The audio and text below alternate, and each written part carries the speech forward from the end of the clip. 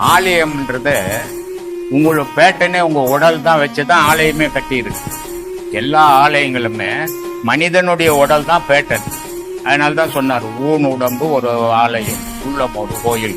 அப்போ இறைவன் எங்க இருக்கிறான்? மூலஸ்தானம், இதயம்ன்ற மூலஸ்தானத்துல இறைவன் விட்டுருக்கிறான். ஆனா இந்த இறைவன் மூலஸ்தானத்துல விட்டுருக்கிறான்னு யாரும் அறிய முடியாது. அறிய முடியாதால கோவில்களை கட்டி அதுக்கு ஒரு மூலஸ்தானம் வச்சு அங்க போய் இறைவனை வழிபாடு. அது இளமை வழிபாடு, இடை வழிபாடு. ஆனா முதுமை வழிபாடு உனக்குள்ள இறைவனை தேடும்.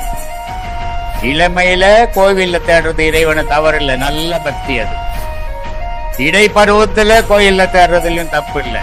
ஆனா முதுமையில கோயில்ல தேடக்கூடாது, அது அறியாமை ஆயிடும். முதுமையில உனக்குள்ள இறைவனை தேடணும். ஏன்னா வாய் தான் வாசப்படி, தலைத்தான் கோபுரம், இதயம் தான் மூலஸ்தானம். அப்போ மனிதனுடைய பேட்டனை தான் கோவில அமைச்சு அங்க இறைவனை வச்சு வழிபட சொன்னான். அதனால்தான் திருவள்ளுவர் கூட ரொம்ப அருமையா சொல்றாரு, மலர் மிசை ஏகினால் மானடி சேர்ந்தார், நிலமிசை ஏகினால் நீடு வாழ்வான். அப்ப என்ன சொல்றாரு அவரு? இறைவனை உன் இதயத்துல உட்கார இடம் விடுறார். அதுக்கு பேர் இதய தாமரைன்றாரு. அந்த தாமரையில இறைவனை உட்கார வச்சுட்டுனா உனக்கு இன்ப துன்பமே இல்லடா, நீ சுகவாசியா வாழலாம். அப்போ இதுல கேடுகெட்ட ஆசைகள்